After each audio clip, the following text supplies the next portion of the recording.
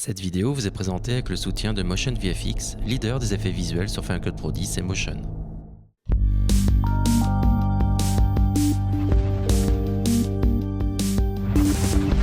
Bonjour à tous et bienvenue sur yakakak.fr, je m'appelle Erwan et dans ce nouvel épisode de Yak Series consacré à Final Cut Pro 10.4, on va parler d'export, et d'export en fait, exportation de GIF animé ou de GIF animé.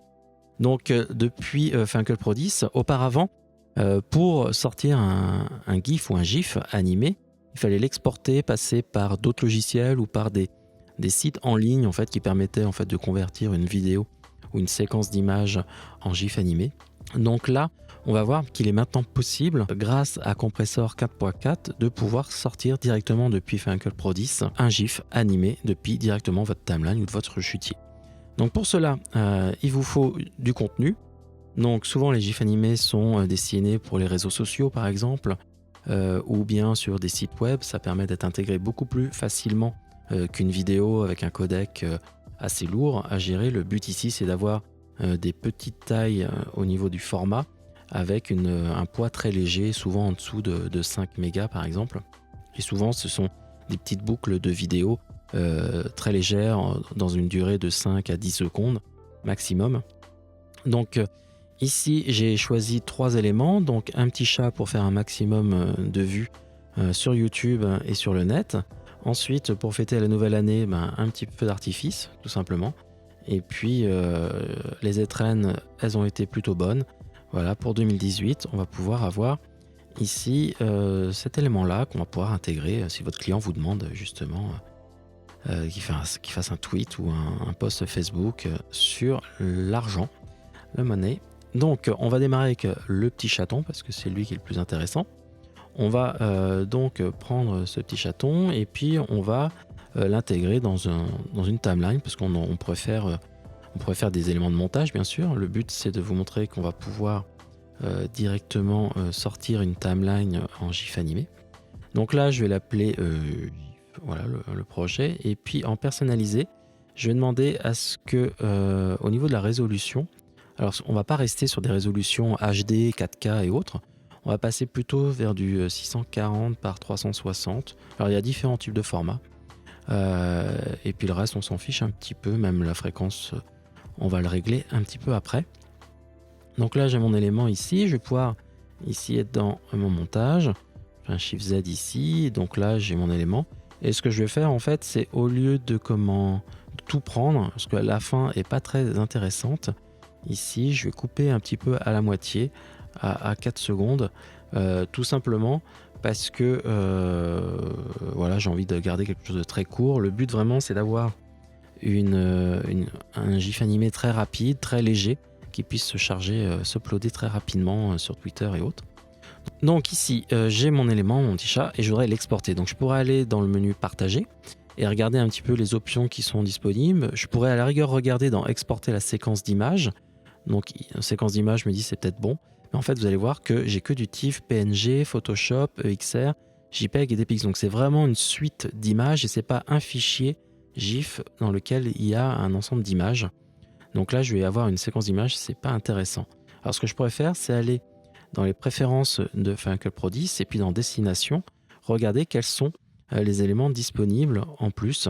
Je vais pouvoir aller dans Ajouter une destination et puis voir ce qui est disponible. Et on voit en fait qu'il n'y a pas grand chose de plus, sauf que j'ai réglage compresseur. Et en fait, on va voir qu'on va pouvoir utiliser un réglage compresseur pour sortir du GIF animé. Alors qu'est-ce que compresseur ? C'est un logiciel en fait développé par Apple. Donc c'est un petit peu comme Motion. Autant Motion est l'outil indispensable pour faire l'habillage avec Final Cut Pro 10. Compressor, lui, est comme son nom l'indique, un outil indispensable pour Final Cut Pro 10 afin d'encoder vos différents médias dans différents formats, différentes résolutions, avec différents effets dessus. Ça va permettre de faire ce qu'on appelle du batch rendering, c'est-à-dire du rendu par lot, pour parler français. Et c'est extrêmement simple à utiliser, vous allez voir. L'interface est vraiment dépouillée. En gros, vous avez une interface centrale ici, puis deux volets, un à gauche et un à droite. À gauche, ce sont tous les réglages qu'il y a par défaut, avec des réglages personnalisés. D'ailleurs, on retrouve des réglages que je vous avais montré ici sur la vidéo HDR dans Final Cut Pro 10.4 pour exporter directement des fichiers HEVC. Voilà. Et puis, on a les emplacements. Donc ça, c'est les emplacements que vous allez pouvoir définir lors des réglages, lors de vos éléments. Et puis, si je prends par exemple un fichier, par exemple au hasard, on va prendre du ProRes. Alors le ProRes, on a déjà tout, mais ça, le ProRes est géré par défaut nativement. Donc par exemple, je pourrais prendre un sans compression 10 bits 422 et vous voyez qu'à droite, dans l'inspecteur, j'ai la possibilité ici de pouvoir modifier différents éléments, aussi bien sur les paramètres vidéo que sur les paramètres audio. Voilà. Alors moi, ce qui va m'intéresser ici, c'est de vous montrer que dans l'onglet ici, graphisme animé, on a deux nouveaux réglages qui sont disponibles. C'est images animées, grandes et petites. Si je clique dessus et qu'on regarde dans l'inspecteur, vous allez voir en fait que ce sont des réglages pour faire des GIFs animés qui sont directement disponibles ici. Alors comment automatiser cette tâche sans passer automatiquement par compresseur? Il suffit, alors soit vous pouvez garder ce réglage par défaut, d'accord, et on pourrait l'appeler depuis Final Cut Pro 10, ou bien vous allez pouvoir le personnaliser. Donc moi je vais prendre, alors il y a deux tailles, vous voyez, il y a du 428 par 240 ou du 640 par 360. Je vais prendre en fait le 640 par 360, et ce que je vais faire, c'est que je vais demander à dupliquer, voilà, comme ceci. Je vais l'appeler, pour que ce soit plus simple, GIF, voilà. Je pourrais même mettre la résolution 640 par 360, comme ça. Voilà, j'aurai pas d'erreur si après je prends différents formats. Voilà, comme ceci. Et puis après, je peux aller dans l'inspecteur et modifier moi-même les différents paramètres. Donc là, par exemple, la résolution, vous voyez, je peux choisir avec différents types de résolution. Je pourrais faire un GIF de 4K, ce qui n'a pas trop d'intérêt. Comme je vous l'ai dit précédemment, le but, c'est qu'un GIF soit très léger, que vous puissiez l'intégrer très facilement dans une page web, par exemple, ou dans un tweet, et qui se charge très rapidement. Donc la fréquence d'image, au lieu de rester en automatique, ce que je vais faire, c'est que je vais passer à 10 images par seconde.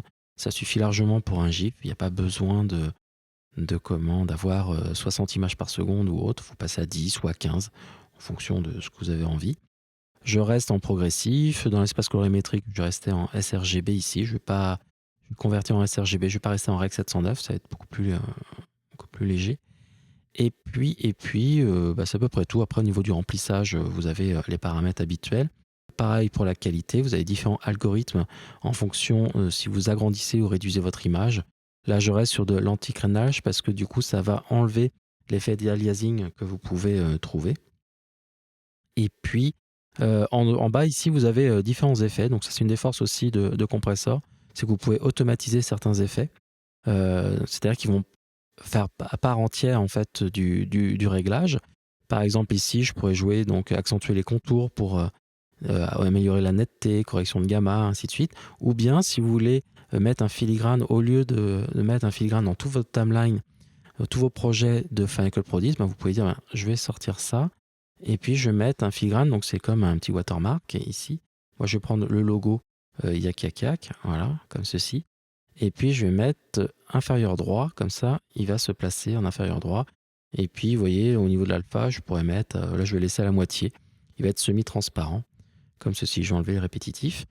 Et puis voilà, donc j'ai mon réglage qui est pas mal, 10 images par seconde, 640 par 360. Et vous avez juste besoin de rien faire d'autre, c'est-à-dire qu'il est déjà enregistré. Je vais pouvoir retourner dans Final Cut Pro 10, ici. Et donc, je suis bien ici dans mon élément, dans mes préférences. Et je vais choisir Réglage compresseur et je vais le glisser ici dans mes destinations. Et lorsque je le glisse, il va me demander à afficher ici une fenêtre avec les éléments. Je vais pouvoir ouvrir Personnaliser. Et vous voyez qu'on retrouve le réglage que je viens de créer, tout simplement. Je fais OK. Voilà, comme ceci. Et donc maintenant, si je sélectionne ici ma timeline, je vais dans Partager. Je retrouve ici un GIF 640 par 360. Je vais pouvoir le sélectionner. Et si je vais dans Réglages, alors je pourrais le remodifier. Donc vous allez pouvoir remodifier ici vos réglages. Si je clique dessus, je pourrais choisir un autre paramètre. Si je veux par exemple un autre GIF ou partir sur du HDR par exemple. Mais ce qui est important ici, c'est que vous voyez que je suis mis en 640 par 360 à 10 images par seconde.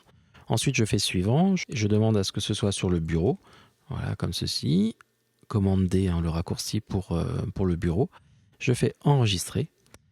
Et à partir de là, vous allez voir, ça va aller assez vite parce que c'est assez court. Voilà, le partage est réussi. Je vais demander, voilà, afficher mon élément. Et donc là, j'ai mon clip qui est ici. On voit donc que j'ai mon GIF animé et vous voyez ici qu'il y a mon petit logo Yakakak qui est intégré. Ça fait 3,2 mégas. C'est voilà, c'est correct. J'ai bien 640 et on voit mon élément. Alors je pourrais l'afficher avec l'aperçu, voilà, comme ceci. Voilà. Et puis, ce qui est intéressant, c'est que vous pouvez le mettre directement dans votre navigateur web. Voilà, tout simplement. Et puis, vous avez la lecture dessus de votre élément.